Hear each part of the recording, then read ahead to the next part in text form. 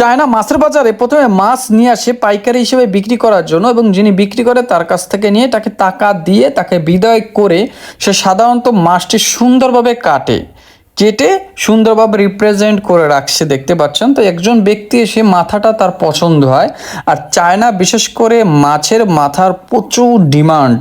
এখানে দেখতে পাচ্ছেন এই মাথাটা কোনো একটা ব্যক্তি নিচ্ছে। এখন অনেকের মনে প্রশ্ন জাগতে পারে, মাথায় খাবার কি আছে?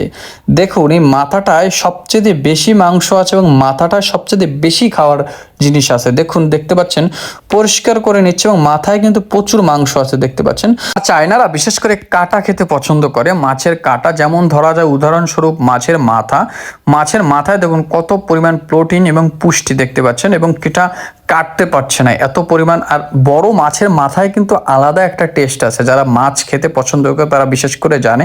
তো হয়ে গেল, তারা প্যাক করে দিল। আর তোমরা যারা চ্যানেলে দেখছো চ্যানেলটি সাবস্ক্রাইব করে পেজে ফলো দিয়ে অন্য একজনকে দেখার সুযোগ করে দাও।